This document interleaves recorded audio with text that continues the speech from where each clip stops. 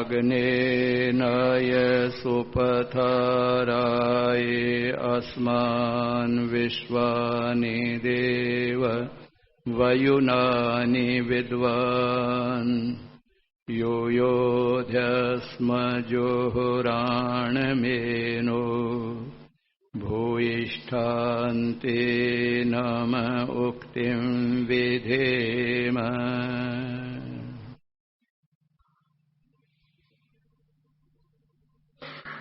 गत 2 दिनों से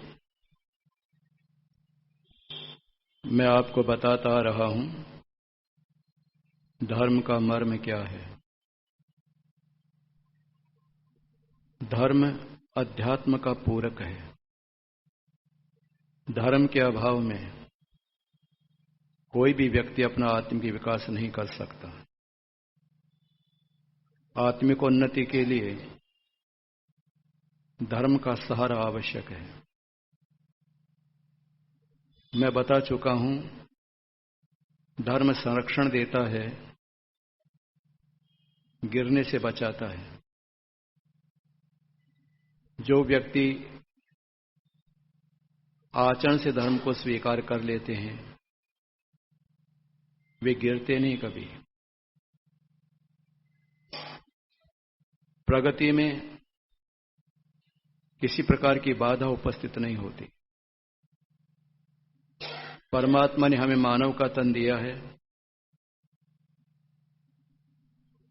इसका प्रयोजन क्या है? अपवर्ग। जो काम और योनियों में रहकर नहीं कर पाए हम जीव, इस मानव तन में रहकर करें। परमात्मा की सर्वोत्तम कृति है मनुष्य का शरीर। इसको नौका कहा है, नाव, होड़ी। संसार सागर से पार उतारने में मानव तन सहायक बना करता है। जब कभी भी हम जीवों का मोक्ष होगा तो मानव तन के माध्यम से होगा,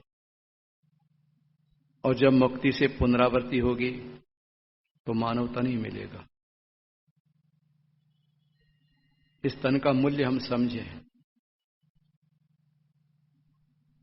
और इसका उपयोग कैसे किया जाए ये जाने।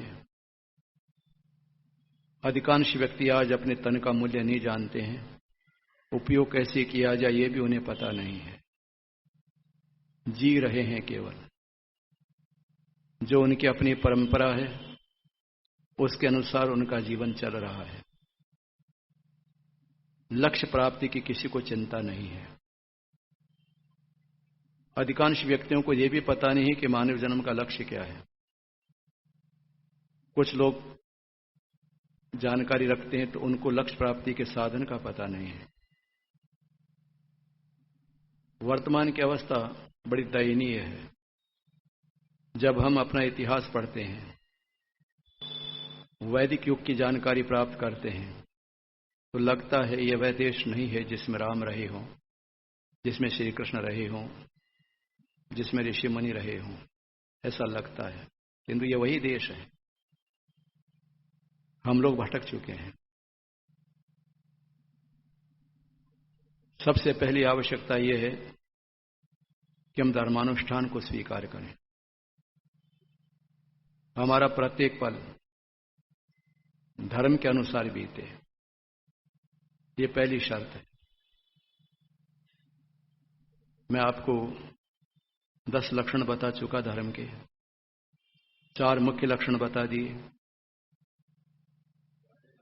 और धर्म को धारण करने से क्या लाभ हो सकता है इस ओर भी आपका ध्यान आकर्षित किया। आज आगे की बात बताने के लिए आया हूं। देखो, धर्म का एक अर्थ होता है कर्तव्य। ये मेरा धर्म है, अर्थात मेरा कर्तव्य है, मेरा फर्ज है, मेरी ड्यूटी है। यहां से शुरू होता है धर्म। और ये 5 प्रकार का कर्तव्य है। वैयक्तिक, पारिवारिक, सामाजिक, राष्ट्रीय और वैश्विक। वैयक्तिक दायित्व क्या है हमारा, क्या धर्म है हमारा? परमात्मा ने हमको सुंदर तन दिया है मानव का, हम रोगों से बचाएं इसे। मन दिया, विकारों से बचाएं इसे। धर्मात्मा व्यक्ति कभी रोगी नहीं होता, धर्मात्मा व्यक्ति के मन में कभी बुरी विचार नहीं आते। यदि तन में किसी प्रकार का रोग आया तो कोई भूल जरूर हुई है हमारी, उसका परिणाम है ये। मन में विकार आया है तो संस्कार हमारा साथ नहीं दे पा रहे हैं या कोई हम गलती कर रहे हैं। जब तक हमारा तन मन स्वस्थ नहीं रहेगा, ये विकास कर ही नहीं सकते हम। आत्मिक विकास करने के लिए तन की स्वस्थता और मन की निर्मलता अति आवश्यक है। तो पहला कर्तव्य हमारा यह है, तन के रोग को, मन के विकार को हम दूर करें, है तो भविष्य में कभी आने न पावे। इस बात का ध्यान रखें, हम पर निर्भर है ये, दूसरे पर निर्भर नहीं है। मैं क्रोध नहीं करूंगा, अब दूसरा क्या करेगा इसमें? मैं ईर्ष्या द्वेष नहीं करूंगा, दूसरा क्या करेगा इसमें? ये तो मुझ पर निर्भर है।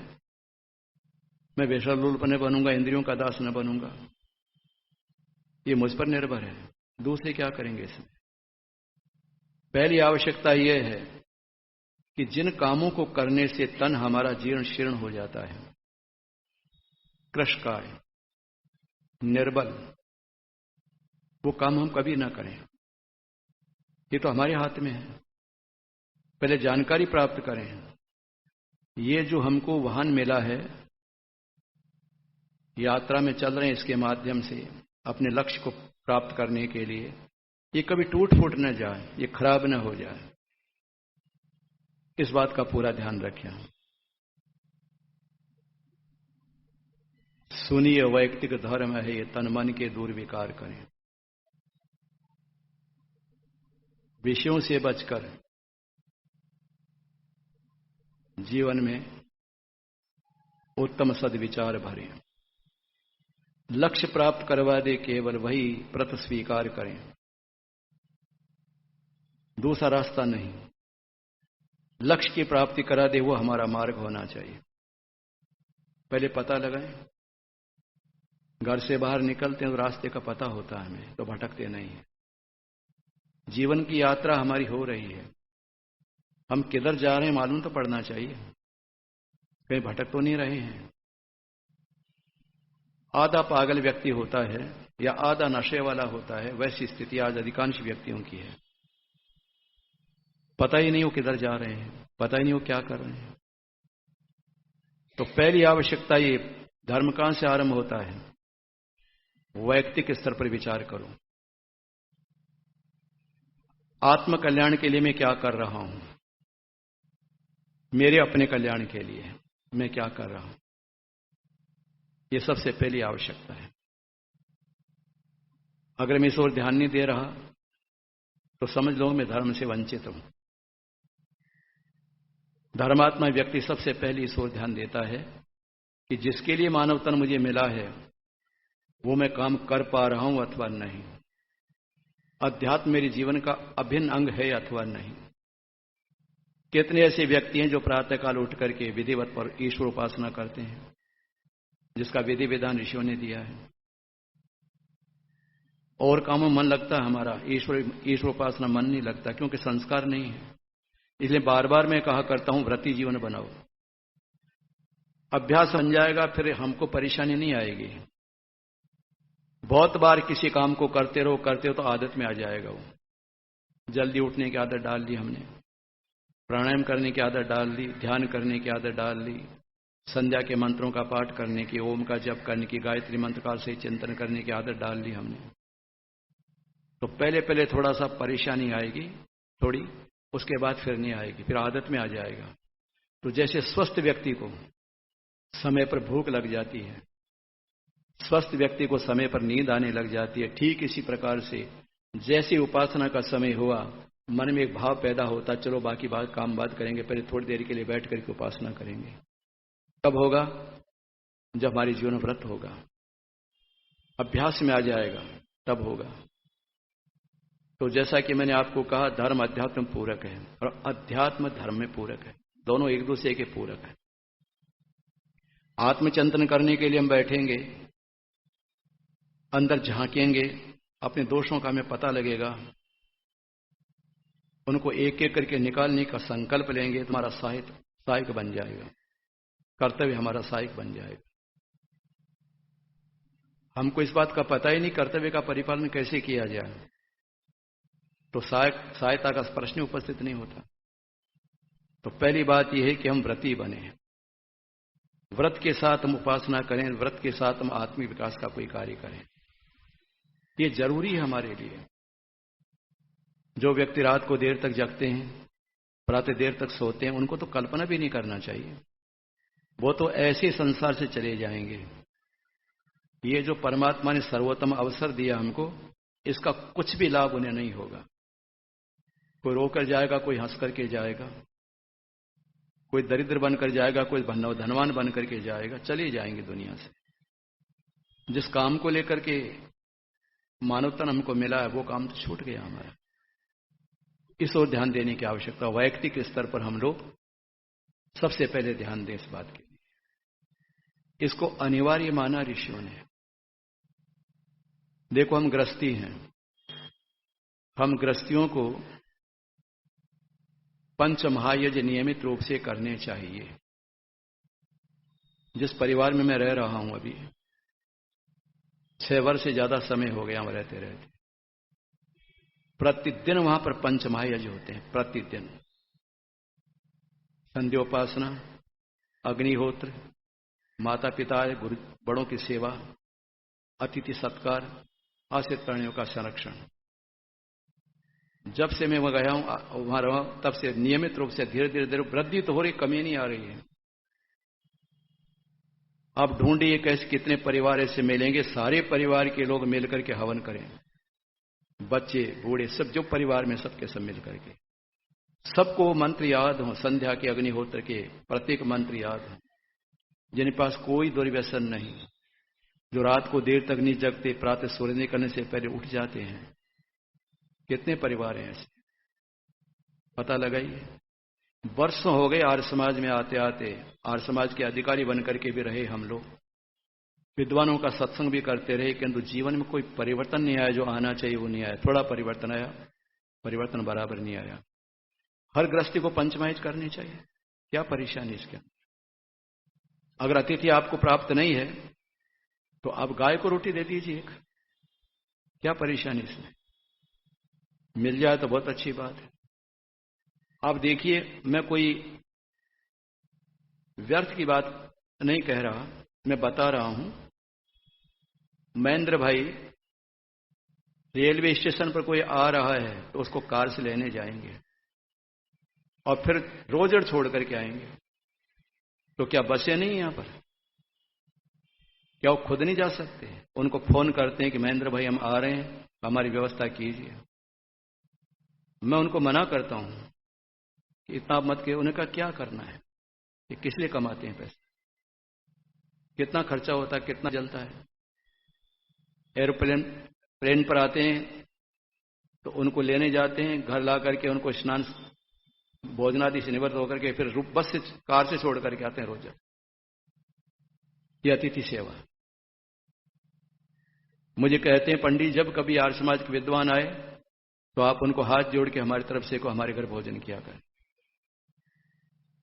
बोलो क्या भाव बन गया उस व्यक्ति का? संध्योपासना, अग्निहोत्र, सब यज्ञोपवीत सबके गले के अंदर, बच्चों के सिर पर चोटी। ढूंढो तो सही, वर्षों हो गए आर्य समाज का काम करते करते, यहां पर कैसे परिवार मिलेंगे? यहां पर हर परिवार ऐसा होना चाहिए। मैं तो जब अन्यत्र जाता हूं प्रवचन करने, उन लोगों को भी कहता हूं कि थोड़ा तो परिवर्तन लाओ जीवन के अंदर। पूरा सुन करके क्या करोगे? सुन लिया क्या, अब बाकी रह गया सुनना? कोई आचरण से बताओ कि हम वैदिक धर्मानुयायी हैं। रंग जाओ रंग में, और मतपंथ वाले निष्ठा के साथ अपने मतपंथ की मान्यता को आचरण में स्थान देते हैं। हम नहीं दे सकते, हम भी दे सकते हैं, देते हैं। चलो पूर्णतया देने का प्रयास करो।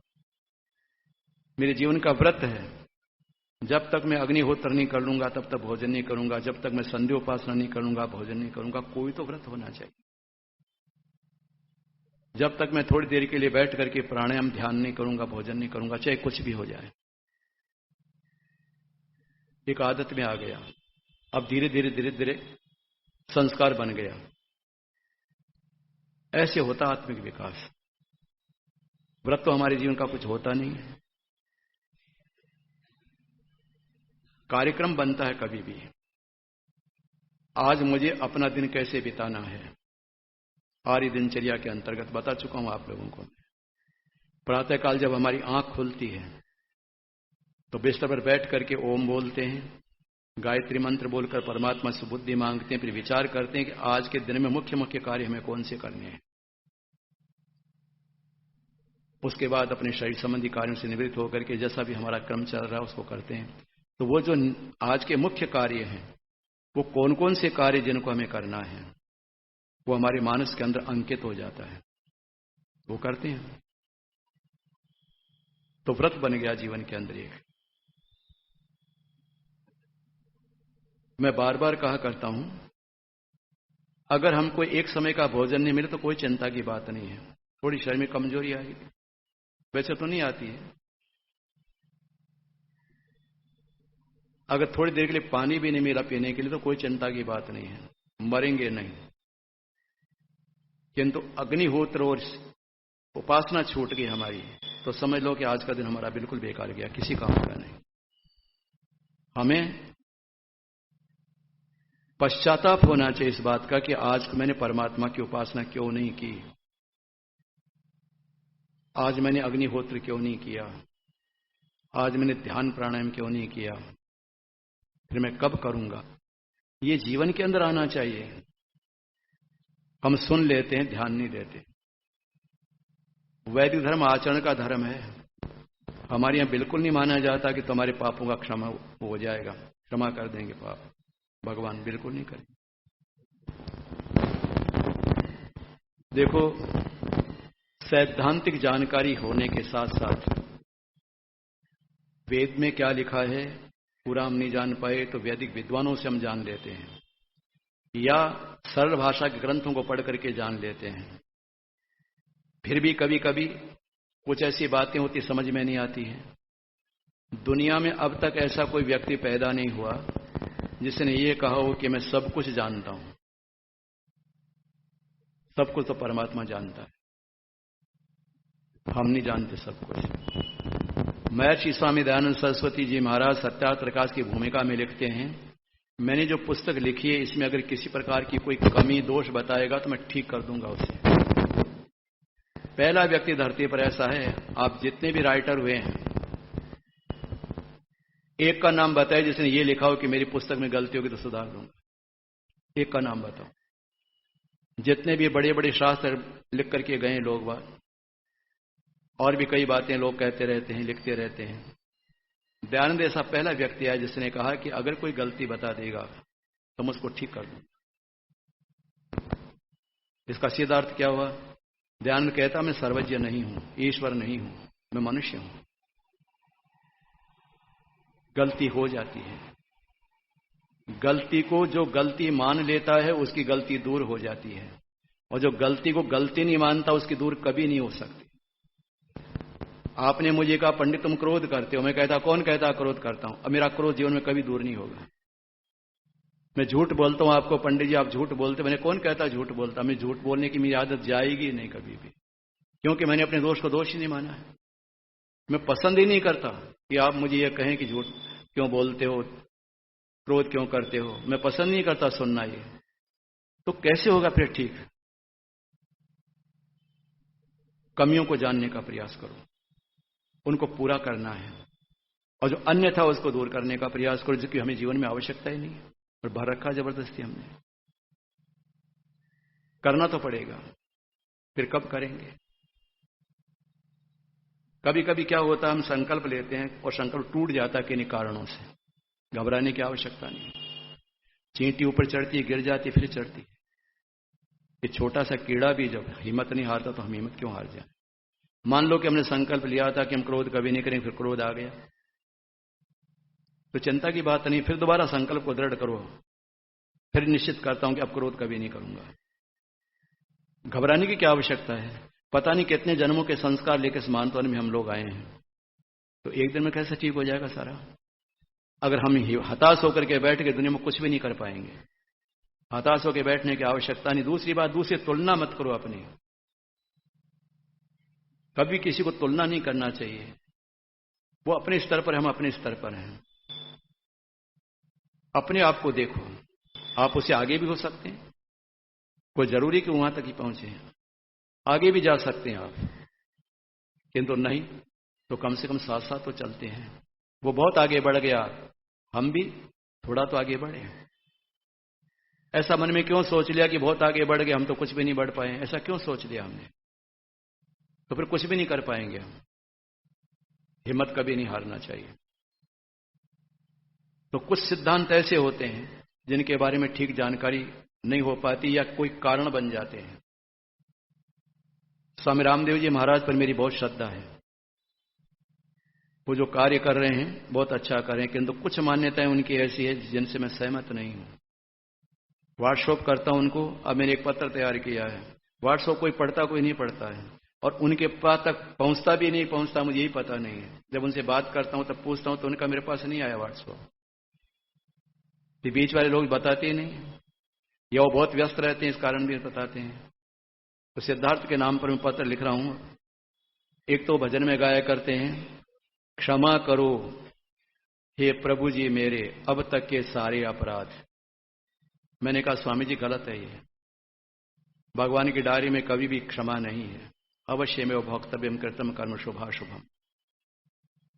वो गुरुकुल पढ़े हुए हैं, मैंने गुरुकुल का दरवाजा ही नहीं देखा है।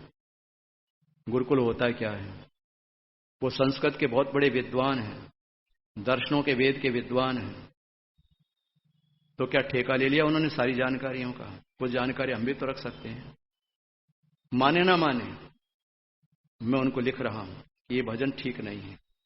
दूसरा वे कहते हैं कर्म का फल तत्काल मिलता है। उदाहरण क्या देते हैं, नीम खाओ तो खारा मीठा तत्काल होगा, 1 महीने बाद होगा, अगले साल अगले वर्ष होगा। गुड़ खाओ तो तत्काल मुंह मीठा होगा।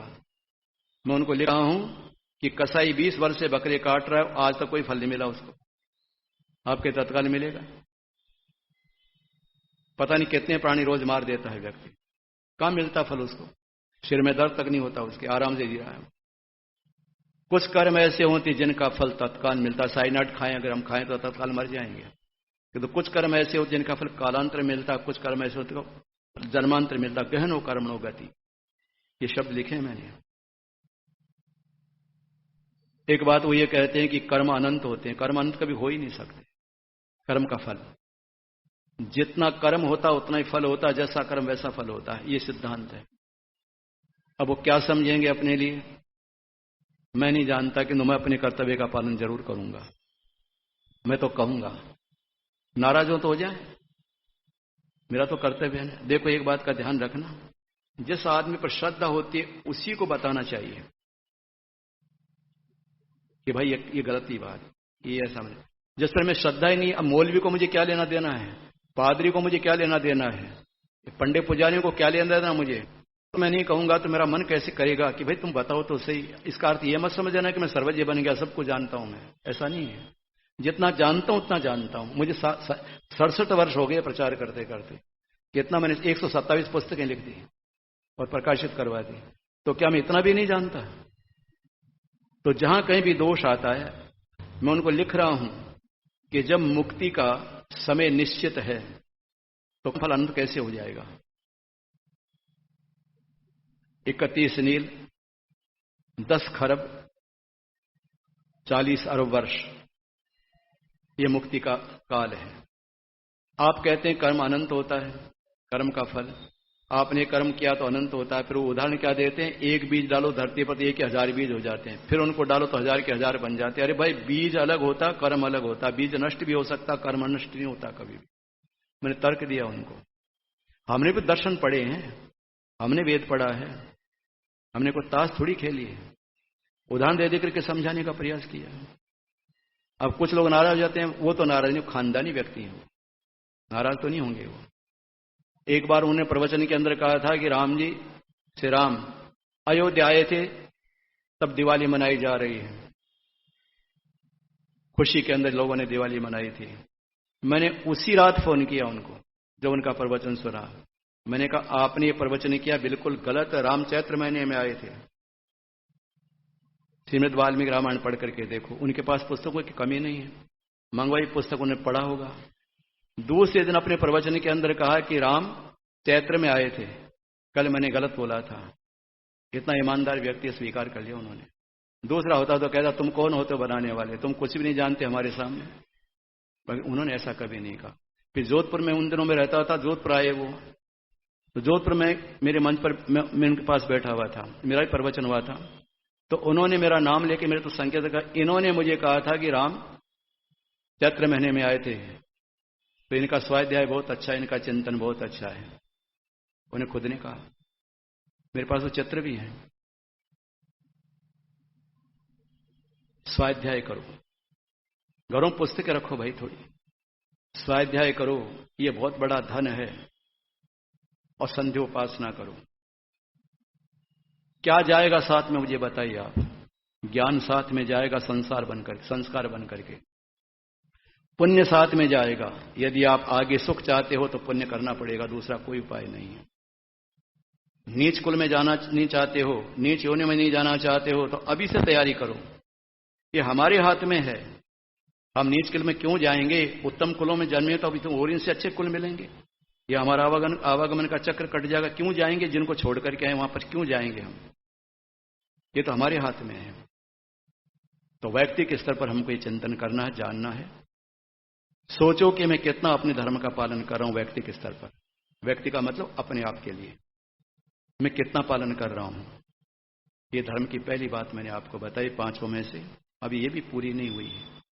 थोड़ी कल उस विस्तार देकर के आगे एक बात बताने का प्रयास करूंगा। पूरा सुन लो इस प्रसंग को तो आपको पता लग जाएगा धर्मात्मा किसको कहते हैं, धर्म किसे कहते हैं, धर्म ग्रंथ कौन से हैं। तीनों बातें बतानी है मुझे। समय हो गया इसलिए वाणी को यहीं विराम देता हूं। ओम शम ओम द्यौः शान्तिरन्तरिक्षं शान्तिः पृथिवी शान्तिरापः शान्तिरोषधयः शान्तिः वनस्पतयः शान्तिर्विश्वे देवाः शान्तिर्ब्रह्म शान्तिः सर्वं शान्तिः शान्तिरेव शान्तिः सा मा शान्तिरेधि। ओ